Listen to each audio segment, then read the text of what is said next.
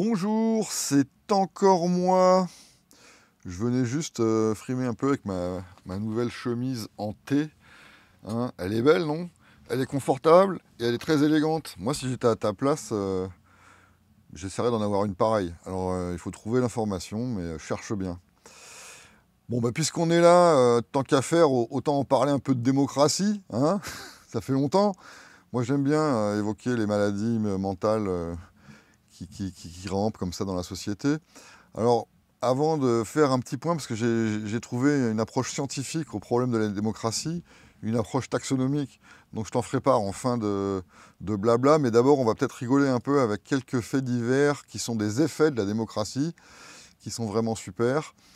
Donc là, par exemple, c'est un panneau qui était affiché dans la vitrine d'un magasin en Angleterre, qui se traduirait par à cause de ces sacs à merde qui volent à l'étalage, je suis obligé de fermer les petites armoires, ça doit être un brocanteur, donc demander la clé ou une assistance pour voir ce qu'il y a dedans. Bon.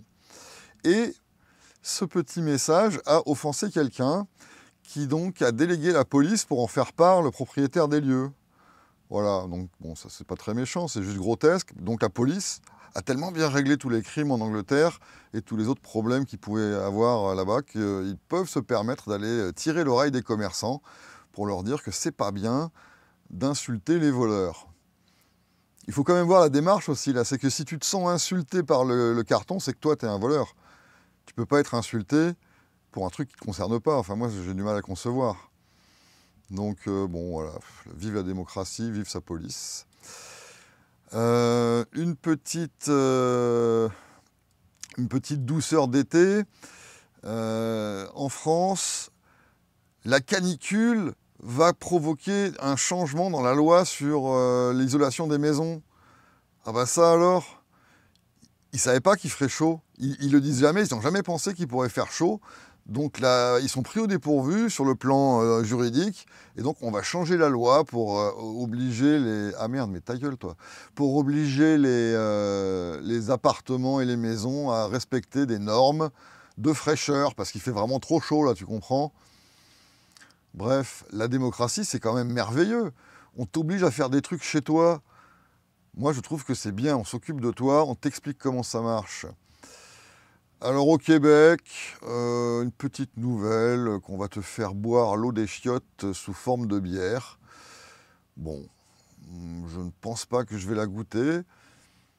Bon, là, je sors du sujet. C'est pas vraiment la démocratie, ça, c'est simplement... Si, remarque, toute la poussée de diarrhée écologiste, c'est quand même un truc de démocrate, ça, de républicain, un truc comme ça. Donc oui, si, on peut imputer, bon, on peut tout imputer après derrière à la démocratie, mais là en particulier, c'est quand même pas si faux que ça. Faire boire l'eau usée, recyclée en bière après derrière, bon, tu me diras que si ça se trouve, c'est ce qui sort du robinet ou ce qu'on a dans les bouteilles, c'est pas mieux, mais là, je sais pas, ils ont l'air d'en être fiers pour conscientiser les gens au gaspillage de l'eau potable. Il faut quand même voir qu'au Québec, il n'y a que 3% de l'eau potable du monde entier. Hein. Puis il pleut très rarement.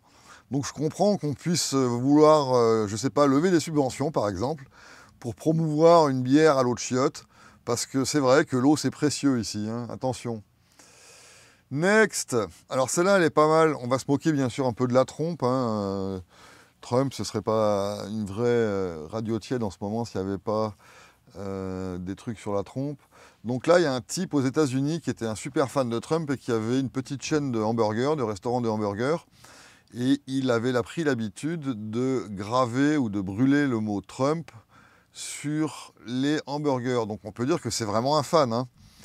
Et c'était le thème de ce restaurant, c'était le Trump Burger. Eh bien, il a été déporté parce qu'il était en fait illégal sur le sol américain. Donc ça les dérange pas, hein, toute cette histoire de déportation et de machin, que les gens qui le soustraient soient productifs et finalement contribuent aussi, eux, à tout ce qui s'appelle taxes et compagnie, parce qu'ils ne travaillaient pas au noir, le type. Donc je trouve ça d'une ironie quand même assez acide et assez intéressante, que tu vires comme ça, non seulement de tes fans, mais en plus des fans qui sont productifs et qui ont une affaire qui roule. Ouais, pourquoi pas. Alors là, un autre champion du monde aussi, Idriss Aberkane. Idriss Aberkane. J'avais pas vraiment d'opinion sur lui. J'ai regardé 2-3 trucs qui m'ont pas fasciné, mais bon, bref, on connaît pire que lui. Mais là, quand même, faire l'apologie de la trompe avec une phrase pareille, les tarifs douaniers pourraient rapporter 350 milliards par an aux USA. Donc, une taxe, tarif douanier, c'est une taxe, c'est un enrichissement, et le type, il a 3 doctorats. Peut-être que c'était une translation de 1er avril qui a mal atterri, donc c'était pas le bon jour, je sais pas. Mais affirmer un truc pareil, c'est quand même puissant, quoi. À ce moment-là, l'URSS était le pays le plus riche de tous les temps, parce qu'ils ont tout piqué aux gens. La Corée du Nord, en ce moment, c'est une sorte de paradis sur Terre, puisque les revenus du travail des gens est intégralement reversé à l'État, pas seulement des taxes au niveau des douanes. Merci Idriss pour ta collaboration. Bon, sans plus tarder, passons maintenant au Canada, parce que, ok, Trump, il est débile. Il y a des fans de Trump qui manifestement font des affirmations encore d'un autre niveau, mais le pire dans tout ça, ce sont les politiciens qui en face répondent aux agissements de la trompe. Par exemple, au Canada, tu te rappelles qu'au Canada, particulièrement au Québec, mais je pense que c'est partout dans toutes les provinces, non seulement l'alcool, c'est un monopole d'État, ou en tout cas l'État s'en occupe. Au Québec, c'est un vrai monopole, hein. Tu ne peux avoir de vente d'alcool que dans des magasins qui s'appellent SAQ, Société des alcools du Québec, qui est un ministère de l'alcool. Et quand tu as des magasins comme des supermarchés ou des dépanneurs là, qui vendent de l'alcool, c'est sous licence, c'est sous permis. C'est pas un type qui a fait affaire directement avec un grossiste, hein. Pas du tout. Donc, au Québec, on a retiré les bouteilles américaines des rayons de la SAQ pour répondre aux droits de douane imposés par la trompe sur les produits canadiens qui voudraient rentrer aux États-Unis. Ce qu'Idriss Aberkane pense être payé par les Canadiens. C'est juste des taxes que les acheteurs américains payent sur les produits canadiens au gouvernement fédéral. Voilà, donc, mais j'aime bien répéter et radoter, on ne sait jamais si tout le monde a compris. Donc au Québec, on a retiré en guise de représailles contre le gouvernement fédéral des produits privés. Donc déjà, tu as un autre niveau aussi d'imbécilité complète, parce que les pauvres producteurs de vin, de whisky et d'autres délices en bouteille que vendait la SAQ en provenance des États-Unis n'y sont pour rien. C'est pas eux qui ont imposé les droits, enfin bref. Donc il y a déjà là un combat de singes au niveau méta-singe, tu vois, c'est des tribus contre des tribus. Maintenant, on n'en a plus rien à foutre à l'intérieur. C'est ça la magie de la démocratie. C'est rendre chaque personne responsable, qu'elle le veuille ou non, de ce que fait la bande de pourriture qui se fait appeler le gouvernement. Et c'est faire un gros blob bien gluant de tout ça pour dire voilà l'ennemi. Donc voilà les résultats. Les magasins d'État, parce que bien sûr c'est un magasin d'État, virent les bouteilles américaines des rayons, donc c'est un manque à gagner quand même énorme, mais ils ne les ont pas renvoyées à leurs producteurs ou aux distributeurs ou à je sais pas qui. C'est pas comme si on les avait remboursés pour ça. Non, non, non. C'est pour ça que je trouve la nouvelle fabuleuse. C'est que ça a coûté depuis le mois de mars environ 500 000 $ de stockage et de manutention de ces bouteilles qui ont été donc retirées des rayons. Voilà. La planète des singes, qu'est-ce que tu veux que je te dise? Moi, je ne peux pas commenter plus que ça. C'est pareil dans d'autres provinces, hein, d'ailleurs. Donc, si tu veux lire l'article pour vomir, bah vas-y, mais... bon.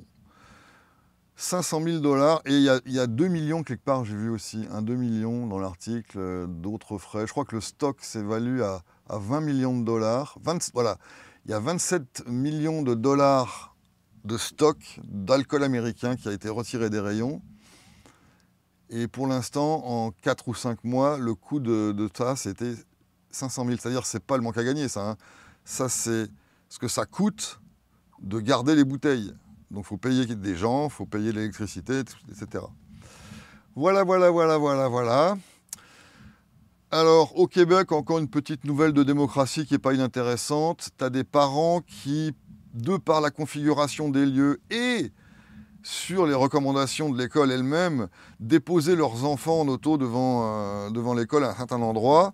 Or, cet endroit était interdit de stationnement et des policiers les ont pris en embuscade, mais sans leur donner leur contravention une par une. Ils ont attendu d'en avoir un certain nombre pour tout d'un coup donner le paquet à chaque personne. ce qui revient au bout de quelques semaines à 12 000 $ pour je ne sais plus combien de personnes. Voilà.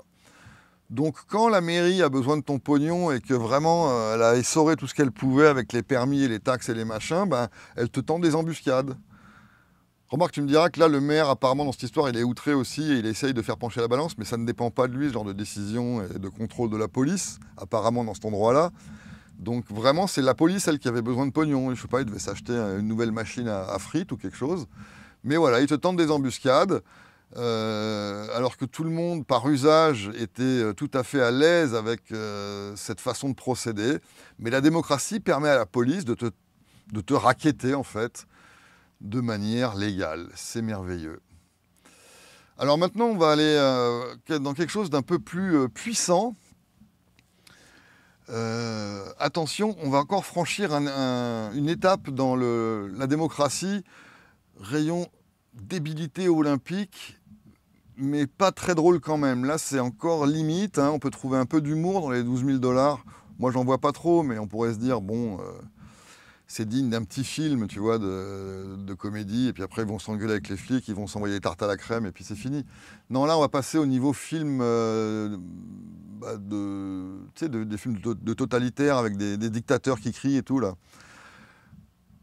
Au Nouveau-Brunswick et en Nouvelle-Écosse, depuis maintenant quelques jours, il est interdit de se promener dans les bois, il est interdit d'aller pêcher, il est interdit de se baigner dans les lacs. Ça, c'est en Colombie-Britannique, pardon. À l'autre bout du continent, il y a un lac où tu ne peux pas y aller avec ton bateau, sinon tu as aussi 50 000 $ d'amende. Il est interdit de faire du camping pour des raisons devine de quoi? De confinement climatique. Ça, Justin nous avait déjà prévenu hein, qu'il y aurait des confinements climatiques après les confinements de piqûres. Mais voilà, donc il y a ces provinces-là, donc un peu les clodos de l'Est, là, les provinces qu'on appelle maritimes, ils ont, sans vraiment cligner des yeux, hein, tu vois les premiers ministres faire des discours officiels devant les caméras. Oui, voilà, donc parce que c'est la panique du climat, tu comprends. Donc si tu vas dans la forêt, tu auras une amende de 50 000 $. 25 000, pardon, 25 000. Il ne faut pas exagérer non plus, soyons raisonnables. Sous peine d'une amende de 25 000 $. Donc ils ferment, voilà. Les forêts sont fermées, tu restes chez toi en fait. Tu restes dans ta maison, mais vraiment dans le périmètre des murs de ta maison, parce que t'as pas non plus le droit dans certaines de ces provinces de te promener sur ton propre terrain.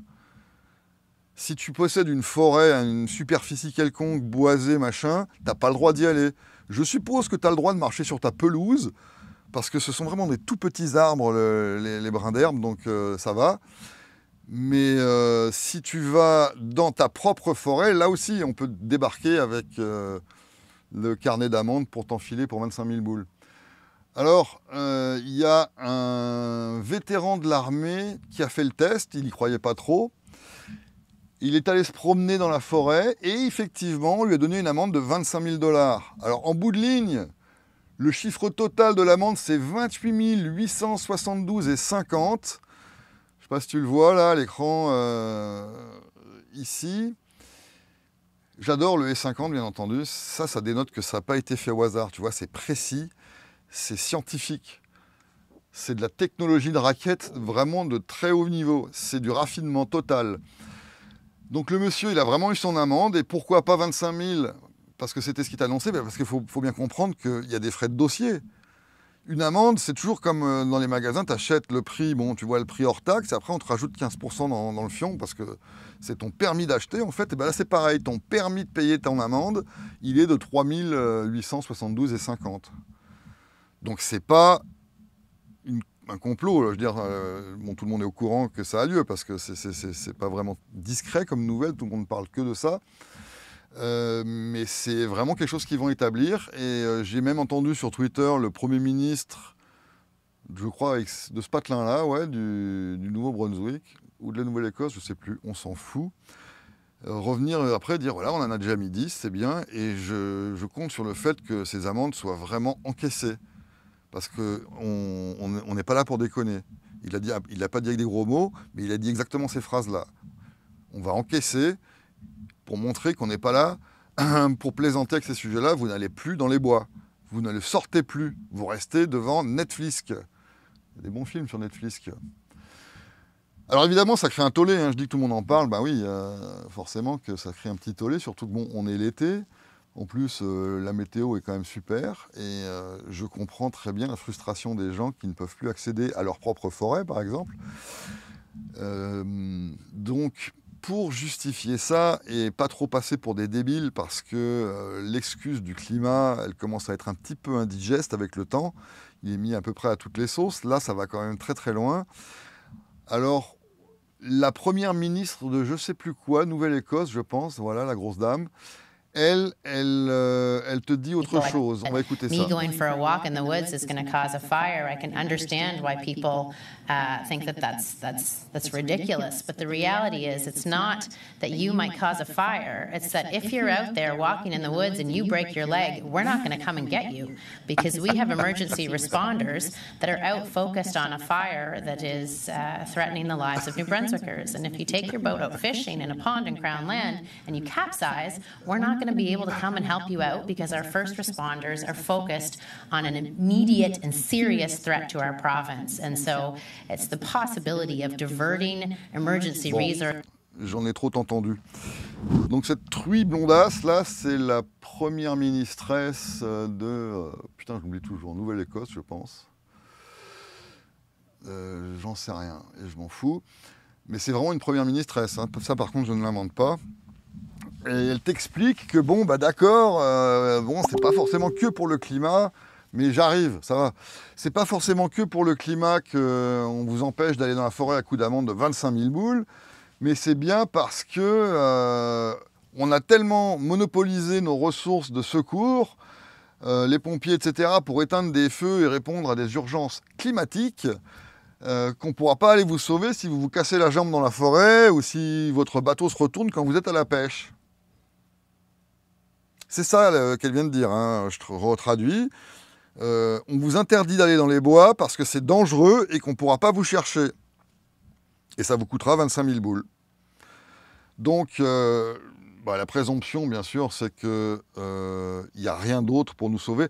C'est d'ailleurs très faux. J'ai un peu regardé tout à l'heure. Il y a des bataillons de volontaires qui sont pas du tout des pompiers, en fait, et qui sont disponibles pour le sauvetage en forêt, des trucs comme ça. Il y a des gens qui ne sont pas des pompiers, qui sont prêts à ça, qui ne sont pas occupés par les feux de forêt. Mais même malgré ce détail, ça implique qu'on n'est vraiment pas capable de s'en sortir tout seul pour faire des trucs comme aller camper, s'il n'y a pas 3 hélicoptères autour qui vrombissent. Moi, je vais avoir peur d'aller acheter du fromage au marché si ça continue, va falloir faire gaffe. La grosse, là, comment elle s'appelle Qu'est-ce que tu vas faire si je vais au marché après-demain? Est-ce que j'aurai une amende de 25 000? Parce que pourquoi c'est plus dangereux en plus, sans déconner, sortir de ma maison, c'est plus dangereux. Il y a plein de voitures qui passent, il y a des motocyclettes, des autobus.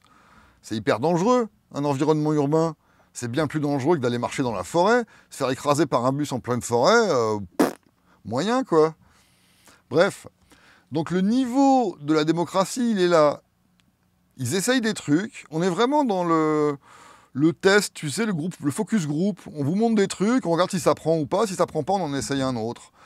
Donc là, bon, on essaye le climat parce qu'on a envie de vous emmerder, de vous enfermer. Je ne sais pas quel est le vrai but derrière tout ça. Je ne peux pas croire qu'elle pense ce qu'elle dit, là. Ça, c'est sûr que non. Mais j'arrive pas à dessiner le truc. Bon, tu vas me dire qu'il y a un complot mondial entre tous ces gars-là. Oui, c'est sûr.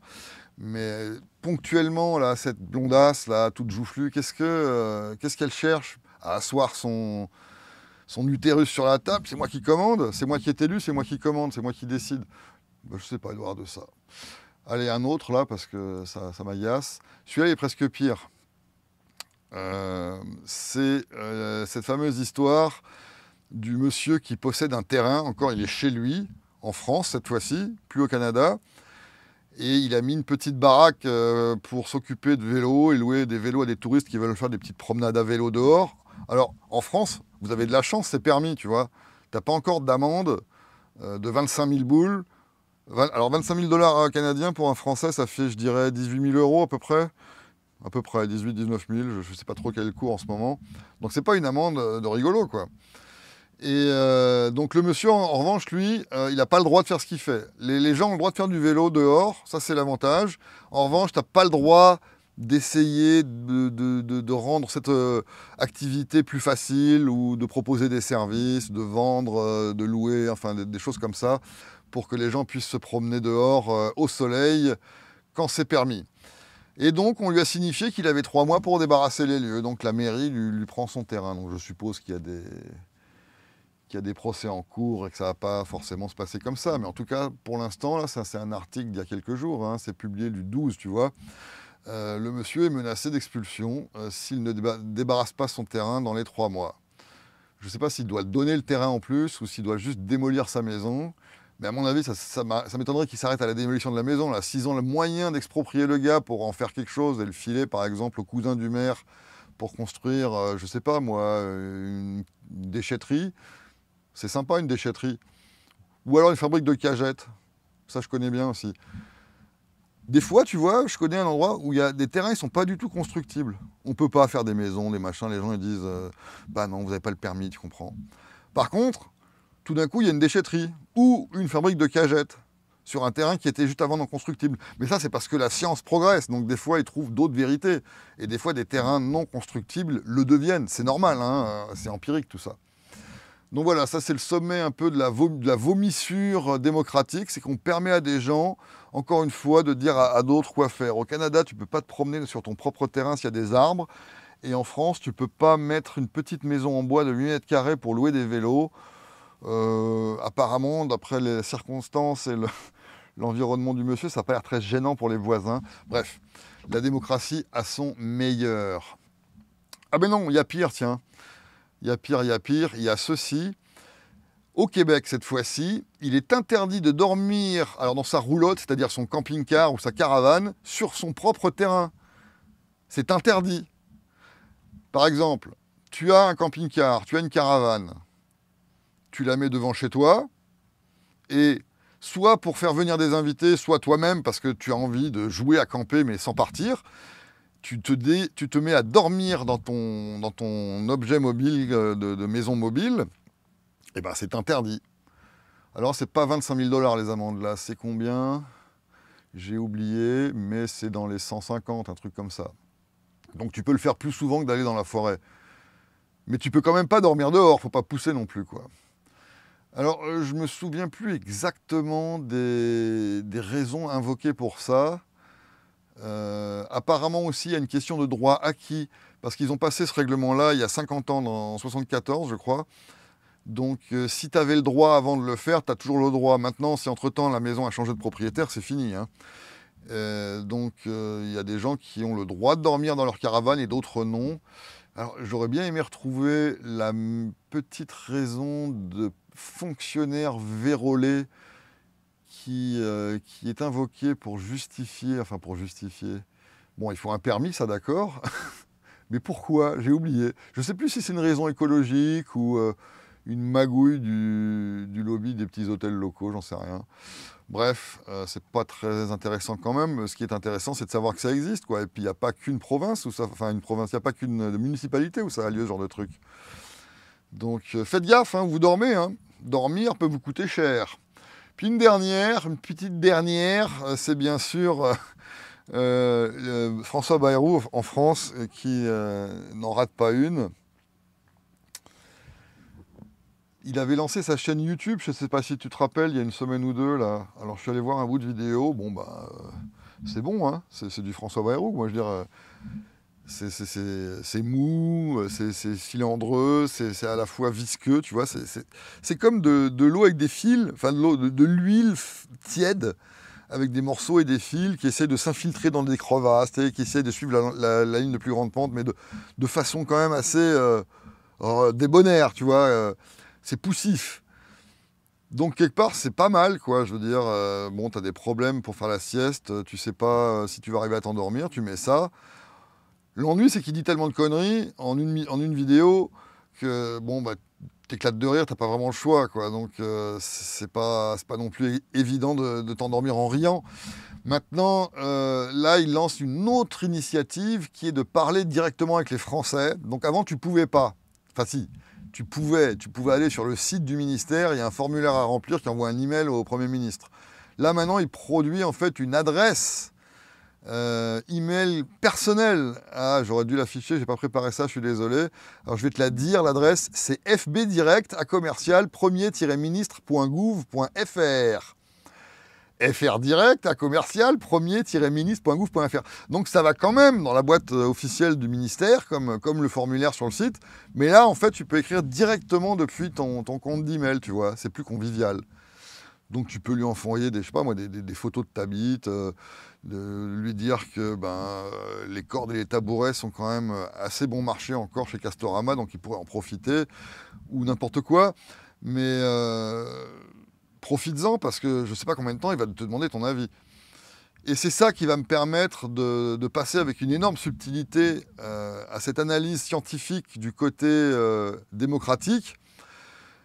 C'est là où on te demande ton avis, tu comprends? Ça, c'est un peu l'excuse de tous leurs agissements. C'est on vous avait demandé si vous étiez d'accord. Alors évidemment, il n'y a pas de contrepartie, il n'y a pas de contrat, donc ça n'engage jamais à rien, c'est sûr. Mais quand même, on fait des efforts, tu vois, on te met des emails à disposition, des formulaires, donc c'est pas rien. Tu peux dire ce que tu as envie, ce dont tu as envie, pardon. Alors voilà, j'en suis à ce niveau-là.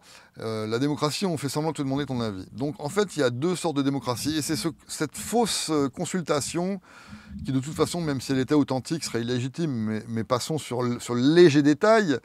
Mais c'est cette fausse consultation qui offusque, et cette fausse représentation qui offusque les gens qui prônent des nouvelles constitutions. Là, je pense à Étienne Chouard ou le 10 septembre, tu sais, ce truc qui devrait avoir lieu apparemment. La date semble assez bien fixée, le 10 septembre. Bon anniversaire au passage, c'est sérieux cette année.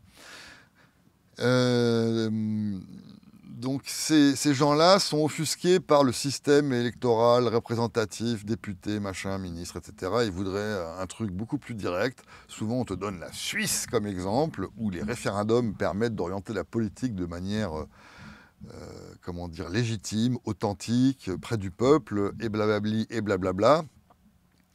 J'attends d'ailleurs le retour de Cora Brafiti pour nous raconter la fin de son aventure en tant que député. Mais si vous vous rappelez, il n'était pas vraiment de cet avis-là sur la Suisse non plus, mais bref. Alors, pourquoi tout ce petit radotage? C'est pour dire qu'en fait, la démocratie se divise finalement en deux grandes branches. Mais il y en a une qui serait plus une branche principale que l'autre. Parce que je ne vois pas comment la deuxième pourrait vraiment exister. La première branche, c'est le démocrasitisme. Ça, c'est la démocratie idéale. Le démocrasitisme, de démocrate, donc parasite, et zitisme, parasite aussi, donc double parasite. Donc le démocrasitisme, c'est cette croyance justement dans le système suisse où, en se consultant mutuellement, on va pouvoir définir des règles légitimes. Je rappelle quand même au passage que démocratie, l'étymologie que tout le monde cite, c'est bien le pouvoir du peuple. Démocratos, ou je sais pas quoi, je ne suis pas du tout calé en langue zombie. Démoskratos, là-dedans, il n'y a pas d'individu. Donc l'individu, pouf, rien que dans le terme, on sait qu'il a disparu, c'est même pas la peine de l'envisager. C'est la loi du plus fort, en gros. Démoskratos, c'est la loi du plus nombreux, du plus fort. Parce que si ce n'est pas le cas, ça s'appellerait atomocratie. Le pouvoir à l'individu, fait ce qu'il veut avec ce qu'il possède, en vertu des contrats avec les gens autour de lui. Donc c'est pas ça du tout, là. Démoskratos, c'est l'annihilation totale de l'individu. Bon, très bien. Dans ce cas-là, la première version, c'est le démocrasitisme. C'est où tout le monde parasite tout le monde. C'est la fameuse phrase de Frédéric Bastiat que l'État, c'est la grande fiction au travers de laquelle chacun vit aux dépens de tous les autres. C'est parce qu'il n'y a pas d'intermédiaire. L'autre branche, qui est la plus grosse, et qui est celle qui fait tout tenir, parce que même dans une optique de volonté de le faire du vrai parasitisme mutuel, de la meute totale et permanente, par le biais de référendum, il y aura toujours une administration qui sera le pivot de tout ça, et qui donc, elle, élue ou pas, désignée au sort ou pas, aura le véritable pouvoir, parce que c'est elle qui va redescendre et appliquer les choses. C'est toujours des gens qui agissent. Hein. C'est pas parce que tu as levé ta baguette magique pour voter pour ou contre telle ou telle législation nouvelle que son application va être automatique par l'opération du gros Saint-Esprit. Non, il y a des fonctionnaires qui vont le faire pour toi. C'est pour ça que tu le fais, d'ailleurs, c'est trop flemmard et t'as trop peur. T'es trop une couille molle, en fait, quand tu votes, c'est ça, quand tu votes. C'est ça le truc. T'es une grosse couille molle dégueulasse, bien flasque, qui n'a pas le courage, au moins, d'aller braquer les gens lui-même et d'organiser lui-même les opérations de survie des ours ou je sais pas quoi, tous les projets grandioses, l'égalité homme-femme, tout ça, t'as pas le courage, t'as pas les couilles de le faire toi-même sur ton propre temps, donc tu délègues une milice. Voilà, tu leur donnes, dis ouais, je suis d'accord que tu le fasses. Tu leur dis, vas-y, vole tout le monde pour le faire à ma place. Moi, je préfère regarder la télé. C'est ça, un démocrate. Donc ça, c'est le démocrasite, du démocrasitisme qui fait ça en pensant que c'est direct, c'est de point à point. Donc, puisqu'on est les plus nombreux, ça, c'est aussi la grande percée de la démocratie moderne par vote au lieu de par coup de fusil, c'est qu'on s'entretue plus, on s'entend pour se dire que le plus gros, le plus nombreux, il va être le plus fort, donc bon, ben, on va pas avoir mal, on a peur d'avoir mal maintenant, puis c'est fatigant, ça demande de l'entraînement et tout, donc non, on va simplement décider que le plus nombreux a gagné, quoi. C'est juste de l'animalerie flemmarde, c'est ça le démocrasitisme. Et par-dessus, tu rajoutes quoi? Tu rajoutes le démocratisme, donc qui dérive de la théorie qui commence par N et qui finit par Zi, comme Zizi, mais c'est pas Zizi le mot, en fait, c'est un autre mot qui finit par Zi. Et le démocratisme, c'est en fait cette espèce de fascisme visqueux, dégueulé à travers la législation soi-disant votée par le peuple, mais au bon vouloir en fait du monopole qui a été constitué par les partis politiques au sommet de ce merdier-là. Et d'ailleurs, même si ça changeait tout, là, avec des constitutions de machins indépendants du peuple pour le peuple, il y aurait toujours des partis politiques qui voudraient avoir de l'influence. C'est pas parce qu'on a changé la constitution et la façon de voter qu'il y aura plus de chapelle, droite, gauche, machin, et tous ces singes-là, ils vont toujours être là. Ils vont toujours vouloir le pouvoir, donc ils vont simplement utiliser la nouvelle version du pouvoir à leur fin. Mais ils vont pas arrêter de vouloir le pouvoir. Et le parti politique, pour ça, je te recommande de lire Simone Veil, mais pas celle que tu connais, qui est morte il y a quelques années, une qui est morte en 1943 et qui a écrit tout un truc, justement en 1943 avant de mourir, elle était très jeune encore, contre les partis politiques. Elle voulait carrément les interdire, que c'était des machines totalitaires qui sont là juste pour prospérer au maximum, donc qui n'ont aucune limite ni dans le temps ni dans l'espace, et dont le seul objectif est de gagner, et donc ils donnent des prétextes pour gagner et pour prospérer, c'est la défense de la veuve et de l'orphelin, des papillons et du vent et des nuages. Ça, c'est le démocratisme. C'est passé par une structure intermédiaire d'administration militarisée et qui est fière de l'être. Et on vit bien sûr dans le deuxième. Et ceux qui militent pour le 10 septembre, ce genre de trucs, eux, ils espèrent le premier, mais n'importe quoi. Enfin, je sais pas, j'ai sûrement raté des trucs. Mais en quoi changer la méthode démocratique va rendre le procédé plus sain, et je parle toujours pas de droit naturel, je parle simplement plus sain, c'est-à-dire moins sujet à la corruption, aux influences et aux désirs de chacun, et surtout à l'absence d'administration qui concrètement va établir vos putains de nouvelles règles. Moi, ce que j'aurais aimé pour le 10 septembre, c'est que les gens organisent une grève fiscale. Ça aurait été smart. Plutôt que de faire les cons et de rester chez vous à la télé, de pas produire, je sais plus ce que c'est le mot d'ordre là, restez chez vous, ne consommez rien. Au contraire, faites comme d'habitude, consommez tout, travaillez, et faites-le 2 fois plus, mais au noir. Ne versez plus aucune taxe, au moins ce jour-là, faites l'effort de un jour de tout faire au noir, sous la table. Ça aurait été pas plus difficile à organiser qu'une putain de grève de mollusques. Au noir, tu soutires finalement le nerf de la guerre des mains du parasite administratif qui l'attend, ce pognon. C'est comme quand ils buglent tous parce qu'ils ont supprimé les 2 jours fériés là en France. Tu sais, Bayrou. Eh ben, ok, bah, tu travailles, vous faites tout au noir, vous vous entendez. Si vous êtes capable de vous organiser à faire des manifs, à faire des mouvements nationaux de 10 septembre, de je sais pas quoi, des machins bidules là, qui font des gilets jaunes et des trucs coordonnés sur un grand territoire, il n'y a pas de raison que tu ne puisses pas coordonner les mêmes personnes ou d'autres, mais qui seraient aussi agacés par tout ça, pour organiser une grève fiscale. Il est où le problème? Ta grève fiscale, on l'héberge à l'étranger. Comme ça, il n'y a même pas de risque que tes comptes en banque se fassent geler et compagnie, parce que, encore, on a une certaine souplesse de ne pas être soumis directement au contrôle des gouvernements de l'étranger. Donc on peut s'organiser avec l'étranger. Et puis voilà. Et tu organises une caisse de soutien, parce que si l'État commence quand même à foutre des amendes et à aller arrêter des gens, il faudra aider ces gens-là qui seraient les victimes, les martyrs de la cause, mais pas vraiment martyrs, puisqu'on va les rembourser avec la caisse de soutien. Si tu peux organiser des caisses de soutien pour des grèves à la con, là par exemple, ils font des putains de grèves chez Air Canada. Bon ben, ils ont un syndicat qui organise ça, qui a ramassé du pognon, et je sais pas, je suppose qu'ils payent des salaires pendant la grève, je sais pas comment ça marche, mais en gros c'est l'esprit. Là tu fais pareil. Les gens qui sont soumis au harcèlement fiscal à cause de la grève, ben, l'organisation les aide. En plus depuis l'étranger, donc il n'y a vraiment pas trop de risques, quoi. De nos jours, c'est pas compliqué. Donc voilà, faites ça, faites une grève fiscale, et pas que le 10 septembre après, le 11 aussi. En plus, le 11, sans déconner, c'est bien comme symbole. Et puis tu continues. Chaque jour, une nouvelle grève fiscale. Je te jure que l'État n'a pas assez de moyens pour arrêter tout le monde. Et ceux qui se font arrêter quand même, qui ont des emmerdes, tu les aides. Voilà. Les conseils à 5 francs du samedi après-midi. Qu'est-ce que je pouvais encore faire comme petite remarque sur la démocratie? Je pense que je suis allé partout. Attends, là j'ai noté une vidéo YouTube, c'est quoi? Ah putain! Attends, oui.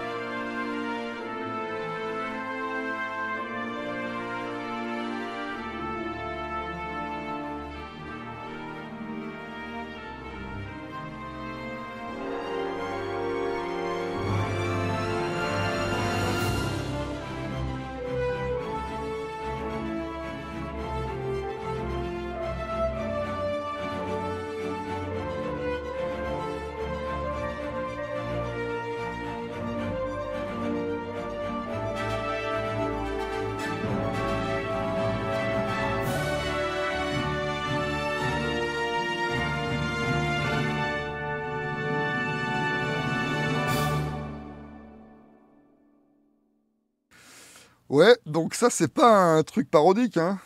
Apparemment que c'est un vrai clip authentique de l'Union européenne. Bon, ça a quelques années, je pense, ça a une bonne quinzaine d'années, ce truc-là. Merci Valentin de m'avoir fait passer ce truc-là, je l'avais complètement oublié. Merci Valentin. Donc tu vois, la démocratie, ce que c'est en plus, c'est un élevage de vaches, hein. On le répète assez souvent sur cette chaîne, mais c'est vraiment ça, c'est un élevage de vaches. On te prend vraiment pour une vache débile, on te promet des super-héros. C'est vraiment le niveau 3-6 ans, quoi. T'es une vache de 3 à 6 ans, donc en termes de vache, ça fait un veau, quoi. T'es un veau. Enfin, on en veut quand même qu'il fasse du lait, donc... pardon. Donc voilà, c'est des petites remarques. Là, je regarde un peu, j'avais pris 2-3 notes pour faire ce petit blabla, mais je les ai même pas lues pendant que je parlais. Donc ouais, j'aurais pu parler de... Allez, si... De toute façon, on s'en fout, hein, t'as encore 2 minutes. Je voulais parler de préférence temporelle. Pourquoi on critique tant la démocratie en tant que système, sans même parler du fait que ça viole l'individu, ce que j'ai fait tout à l'heure, que ça l'annihile complètement et qu'il n'a plus aucun droit puisque toute sa propriété est soumise au bon vouloir de tous les autres. Donc ça, c'est bien dommage, mais en plus de ça, il y a une question de pérennité. Une démocratie, c'est quoi? C'est du collectivisme à main levée, c'est de la monarchie finalement diluée, parce que le pouvoir ne disparaît absolument pas, il est simplement distribué à coup de tickets à certaines personnes pour des tranches de temps assez limitées. Donc finalement, on passe d'une monarchie absolue où le type est propriétaire du machin et il dit ce qu'il veut, il fait ce qu'il veut, mais il a quand même un intérêt, tu vois, une préférence temporelle assez basse pour que ça aille loin dans le temps, parce que en général, quand t'es pas trop débile, je dis pas que c'est jamais arrivé, mais même si t'es roi et que t'en peux plus, tu préfères t'imaginer encore comme ça dans 5 ans, dans 15 ans et dans 30 ans, plutôt que ça finisse dans 2 semaines.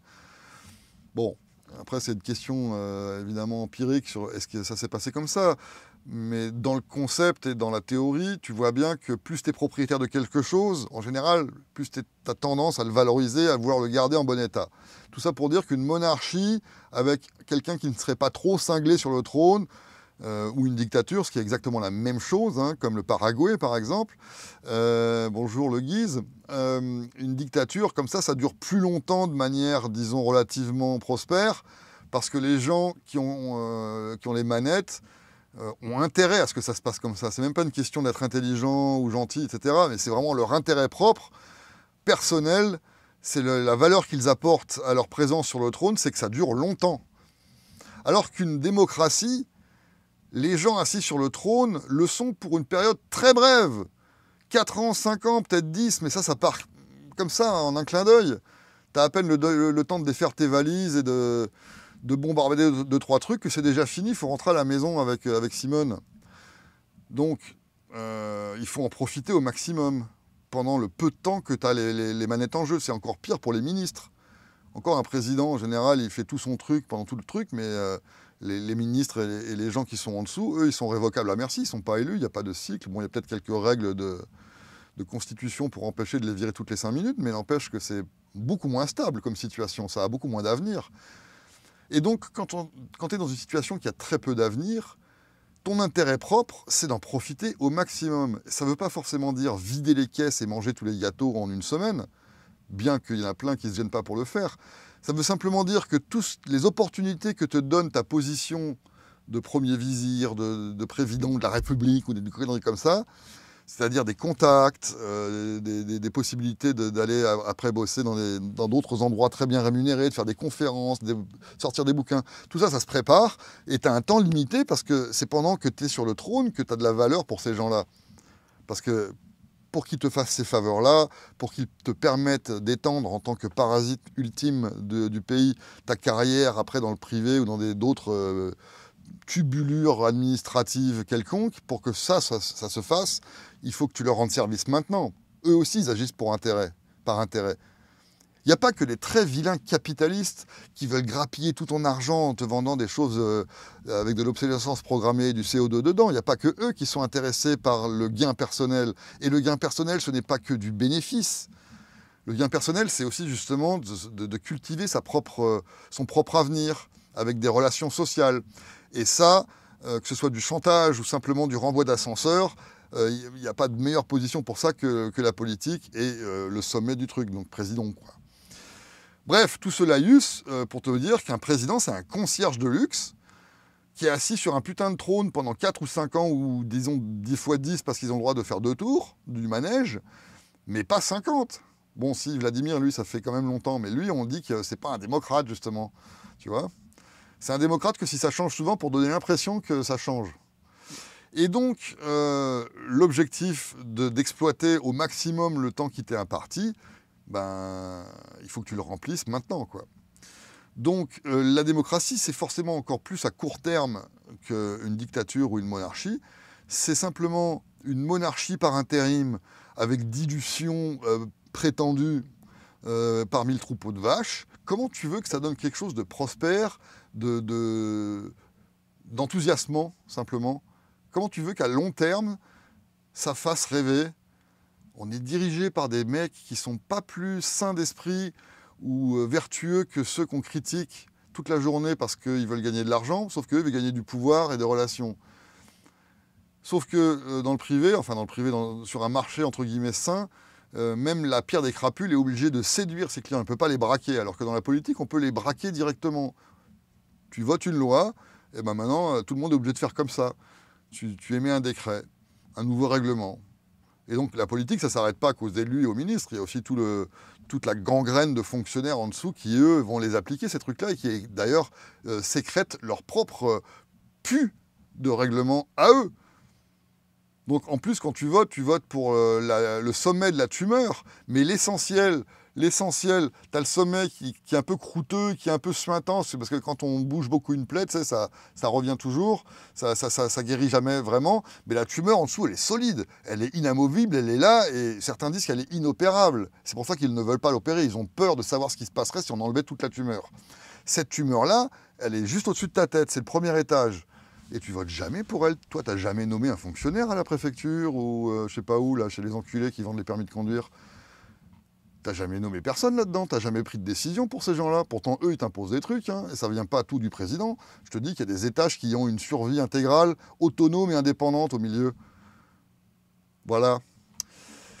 Donc on te prend pour un débile avec des petits dessins animés de super-héros, et toi tu es censé aller voter pour ça. Bah écoute, moi, ça va être l'heure de mon goûter, donc je te laisse réfléchir là-dessus, et puis au pire, essaie de boire un coup.